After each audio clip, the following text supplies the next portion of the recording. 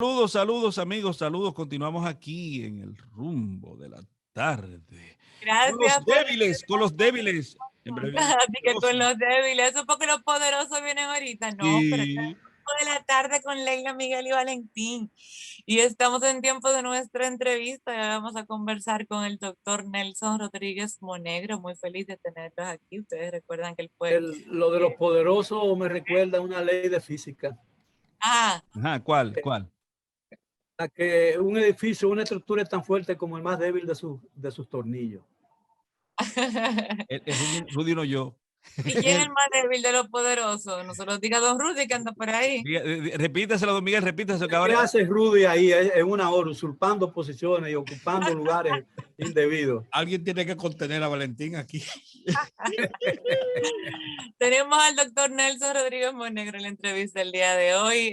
El doctor nos acompaña desde Moca, que nos cuenta ahora en la pausa que está por allá. Ustedes recuerdan, el doctor fue director recientemente del Servicio Nacional de Salud.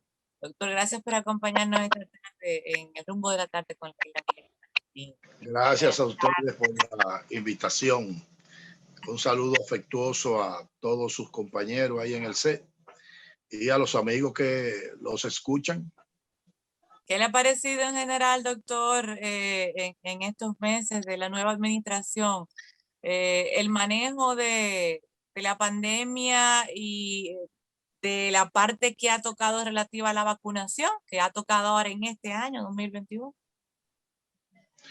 Bueno, en términos generales, la situación de salud en la República Dominicana, yo no recuerdo antes haberla visto así de mal, a pesar de la pandemia, independientemente de la pandemia y desde luego como consecuencia en cierta forma de la misma, pues el sistema de salud en la República Dominicana anda muy mal porque los sistemas de salud se evalúan por sus indicadores.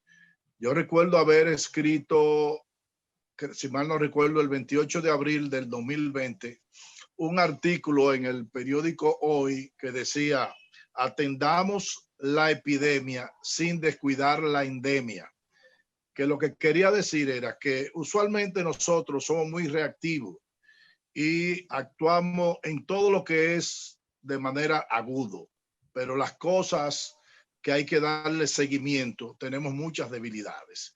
Entonces, lo que resaltaba ahí era la necesidad de no descuidar el manejo de los problemas prioritarios de salud que tenemos en la República Dominicana, como es el tema de la mortalidad materna infantil, de enfermedades infectocontagiosas como la tuberculosis, de enfermedades que la teníamos controladas como la difteria, la malaria, en fin, todas esas cosas en realidad se descuidaron y hoy tenemos, aparte de la pandemia, pues tenemos el resurgimiento de esas enfermedades que hace muchos años teníamos controladas porque no mantuvimos sobre todo la cobertura del programa ampliado de inmunización que tenemos desde hace mucho tiempo.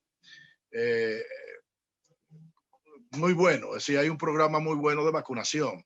Bueno, de todas maneras, yo creo que el manejo de la pandemia, dije una vez que había que hacer una caracterización de la epidemia en la República Dominicana, como consecuencia de que no habíamos hecho las cosas de la mejor manera, pero no nos había ido tan mal si nos comparamos con otros países. Y esa es la realidad.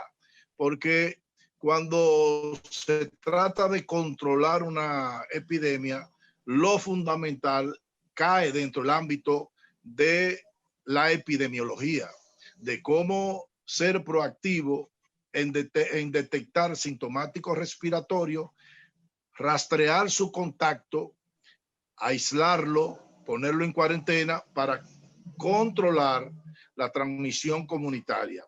Eso nunca se ha hecho en la República Dominicana. Muy por el contrario, nos centramos en atender los enfermos. Es decir, que la mayoría de actividades han estado centradas en el hospital, en ampliar el número de camas, en hacer pruebas de PCR como consecuencia de la demanda espontánea de la gente o por la prescripción de los médicos, pero nunca hemos utilizado esa prueba PCR. Es decir, que a pesar de eso, mantenemos, digamos, una transmisión comunitaria de la enfermedad porque nunca hemos bajado de un 10%. Cuando mejor hemos estado, hemos tenido un 10% de contagiosidad a nivel comunitario. En un momento entendía que no se estaba haciendo transparente con reportar las personas fallecidas, dado que está teniendo problemas con el internet. En la mayoría de los países se mueren un alto porcentaje. Es decir, que usted coge Estados Unidos, por ejemplo, y se muere más del 30%. Otros países similares a nosotros tienen una mortalidad sobre el 50%. Y en la República Dominicana esa mortalidad está por encima del 80%. De modo que si en un momento teníamos casi 200 pacientes en cuidado intensivo intubados, no era posible que nosotros no tuviéramos fallecidos. Ahora se ha cambiado la modalidad porque te dicen 10 fallecidos, pero solamente uno en las últimas 24 horas. 10 fallecidos, pero 0 fallecidos en las últimas 24 horas. Y yo me quedo deseo de que me digan qué día fue que fallecieron los otros para buscar cuántos mataron. Lo que quiere usted sugerir es que están acomodando las cifras, entonces. La han acomodado todo el tiempo. Anteriormente. Como el Banco Central. El Banco Central no tiene nada que ver con esto. Digo yo, hablando de cifras acomodadas y eso. Bueno. Si hay alguna institución que merece crédito, aquí es el Banco Central. ¿Crédito para que le presten o crédito de lo que dice? Yo creo que para que le presten. No, el Banco Central no presta. Bueno, para que le presten a ellos, porque ella merece crédito. Hay que darle el crédito, entonces. El Banco Central no... Oye, ¿qué medicina que tú estás tomando en estos días? Pero coge prestado y paga intereses, por eso el tema del déficit cuasifical. Pero los números, doctor, están maquillados. Que termina loco, no le haga caso. Entonces, si las cifras de muertos por COVID han sido subestimadas, ¿cuánto cree usted que realmente han muerto en el país? ¿5,000, 6,000, 7,000? Eso sería, digamos, especular, pero sí yo sé. Por ejemplo, cuando comenzó y estábamos en el otro gobierno, aquí en Moca, cuando reportaban 3 fallecidos, yo conocía 11 que habían fallecido. Y en Castillo recuerdo un médico haber hablado de que reportaban, creo que 2 y él conocía 13. Porque muchas veces comenzó definiendo el caso. Entonces resulta que un fallecido de COVID era aquel que había fallecido y que tenía una prueba positiva de COVID. Había mucha restricción con respecto a la prueba y mucha de la gente que fallecía nunca se le hicieron las pruebas, entonces no entraban en las estadísticas. Pero estamos hablando en algunos casos de un 2000% de diferencia en cuanto al porcentaje de fallecidos reconocidos como tal y los que han muerto a causa de esa mortal enfermedad en este caso. Aquí posiblemente han ocurrido 2 cosas. Primero, está muy subestimada las cifras oficiales de fallecidos, pero también ahí en ese paquete se van gente que ha fallecido por otra causa. Es decir, que pudiera haber más o menos una especie de compensación, porque aquí no se ha muerto más nadie de más nada.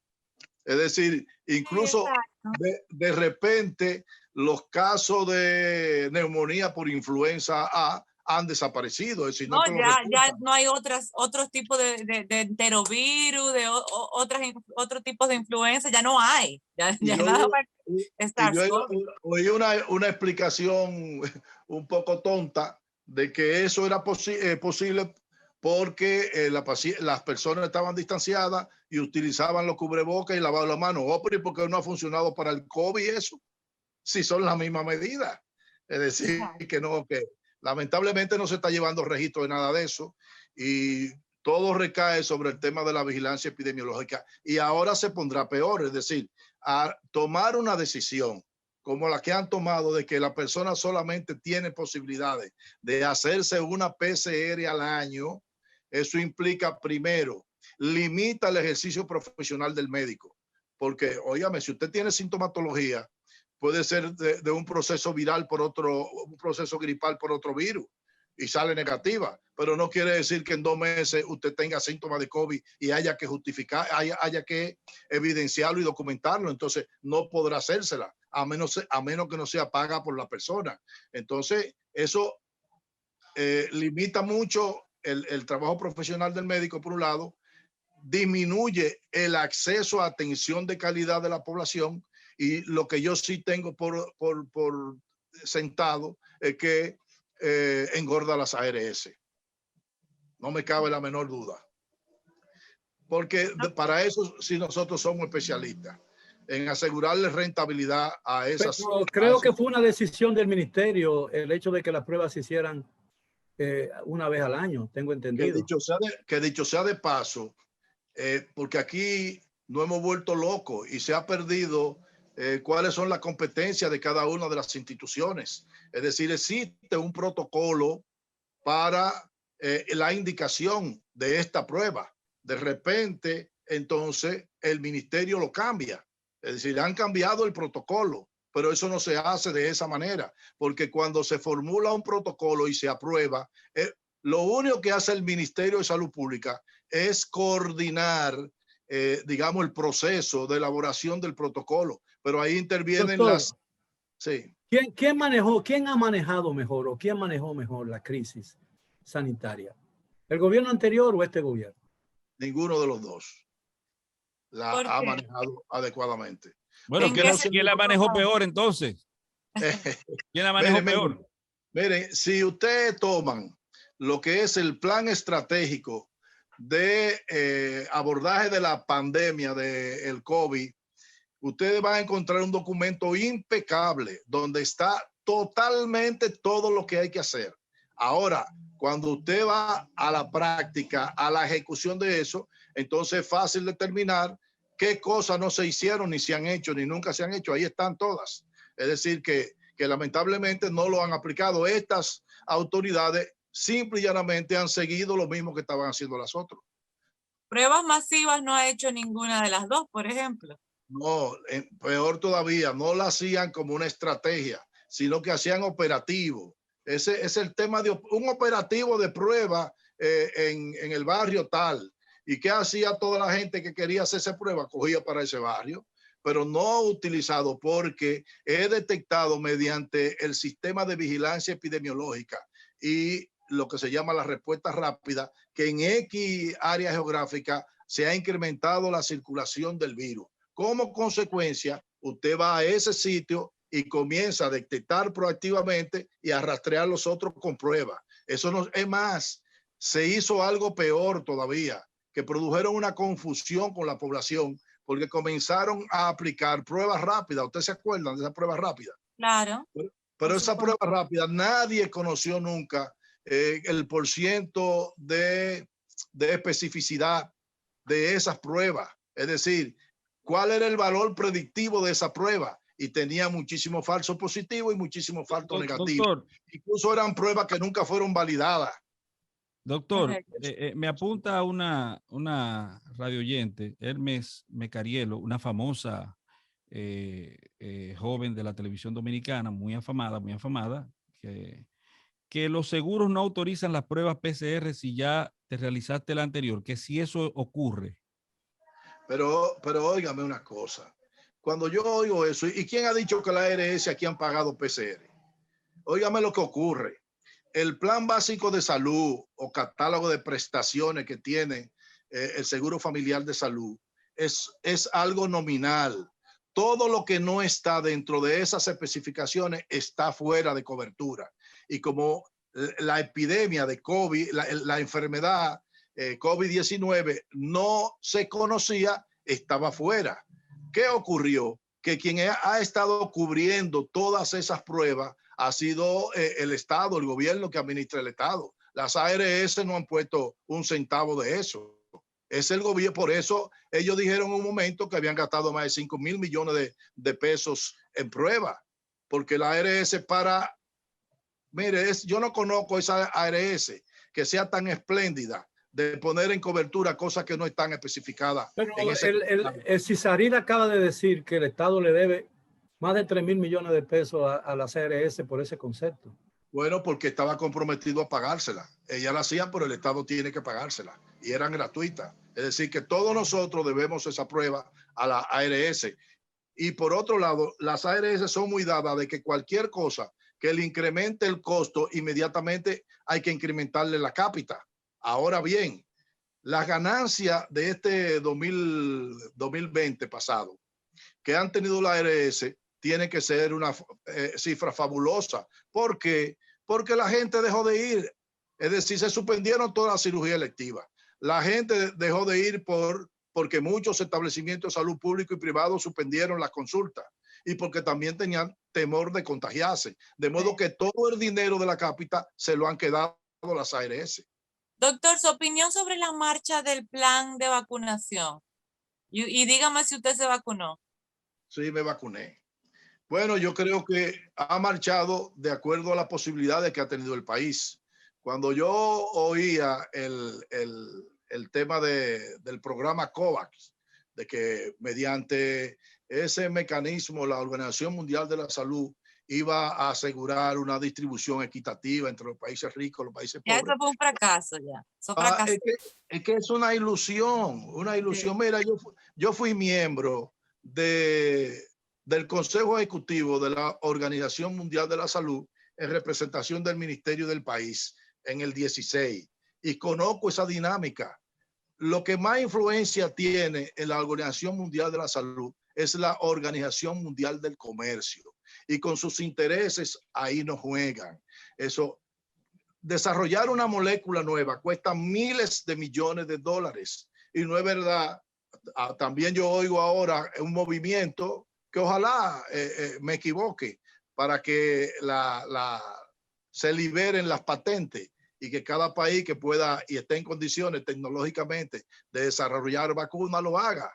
Eso es una ilusión, no es verdad. Doctor, porque esos intereses no comen cuento con su dinero. Doctor, es cierto que desnudarse en la playa de Boca Chica en pleno sol y asimilar el contenido que las aguas marítimas nos dan a nosotros podría contribuir para que no se siga proliferando este mal, el COVID. Eso es cierto que el sol contribuye igual que la playa, el mar me refiero.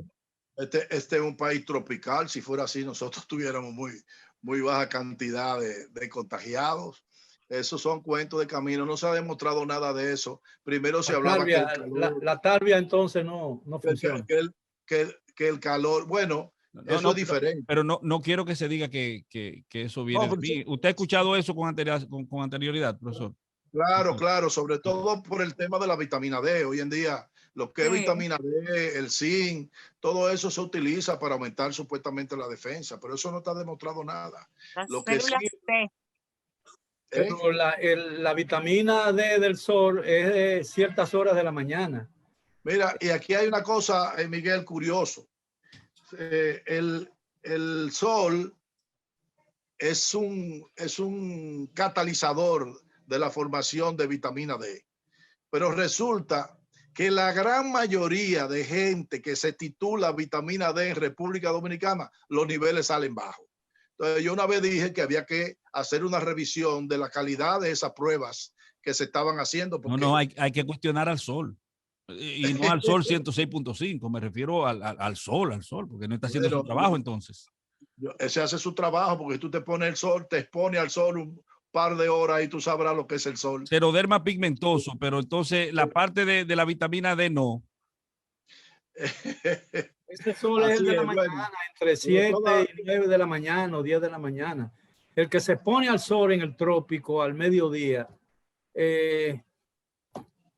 Bueno, si es de raza blanca, incrementa grandemente la posibilidad de desarrollar cáncer de piel.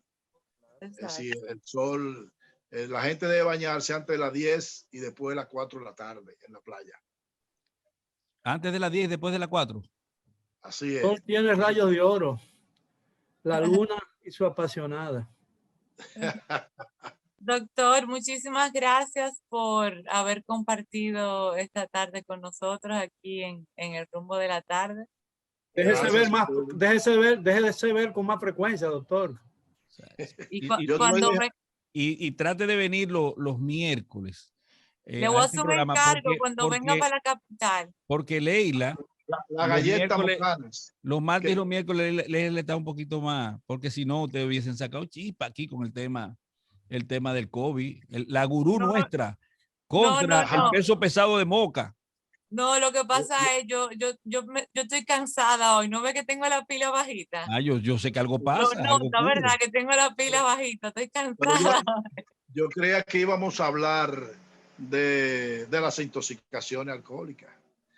Ese es un tema muy bonito. Sí, porque hay tres frentes diferentes ahí que nunca lo he visto que lo han tratado como debe ser. Por ejemplo, una cosa es la venta a granel de bebidas rudimentarias que se hacen y los colmados de la capital y los barrios de las ciudades están llenas de eso, es decir, un alcohol que se vende a granel y que ha puesto al alcance de todos el alcohol, que van con una botellita y le dicen échame 10 pesos, échame 15, échame 20, y por eso usted ve a las 11 de la mañana ya jóvenes en esos barrios en estado de ebriedad. Escúcheme, y eso, al detalle, así, échame 5 pesos, 10 pesos. Sí, al detalle. Yo he visto incluso hasta la guaguita que llegan con garrafones, los compran los colmados y entonces se lo detallan a la gente y entonces eso ha incrementado el nivel de alcoholismo en la República Dominicana. Eso seguro es para competir con los puntos de droga que te dan 5 pesos, 10 pesos y 20 pesos. El primer peldaño para otras drogas, el tema de la violencia intrafamiliar, el tema de la delincuencia, es decir, que eso es un mundo. Por otro lado está la falsificación de bebida alcohólica de marca. Ese otro tema, es decir, cogen una botella de etiqueta negra y ahí envasan quizá un whisky de mucho menos calidad. Y como aquí hay muchos comparones que dicen que beben etiqueta negra y resulta que no saben lo que están bebiendo y lo compran a un menor precio, entonces ese es otro tema. Y el tema de rendir bebidas alcohólicas con metanol es otro tema diferente y posiblemente son gente diferente las que hacen las tres cosas. Ahora sí, el gurú de las bebidas adulteradas. Hay que invitar a este hombre prontamente para que la gente sepa el peligro al que se expone por estar bebiendo cosas que lo único que... Venenos, ¿verdad? Son venenos. Venenos, bueno. Gracias al doctor por estar aquí, Leila. Todo tuyo. Gracias. Doctor, muchísimas gracias. Cuando venga de Moca le voy a encargar pipián con galletas de manteca y refresco Imperio de merengue. ¿Qué? El merengue ya, ese no existe ya porque la compañía Amber compró a Imperio para quitar. Bueno, pues el pipián con la galleta de manteca y bizcocho de lo de Poli. No. Pipián, óyeme bien, pipián y el bueno es el pipián de pechuga de pollo. Te voy a llevar eso con galleta de manteca y la galletica Martín de jengibre. Se faltó. Perfecto. Pero voy a contar con eso, doctor. Muchos cuentan con eso, doctor. Te lo dejo ya en rumba. Claro. Sí, déjelo conmigo. No, con él no. Con Olga. Olga. El mío también me lo deja con Olga, el mío. Con Olga, se lo voy a dejar ahí en Chelcha Pérez.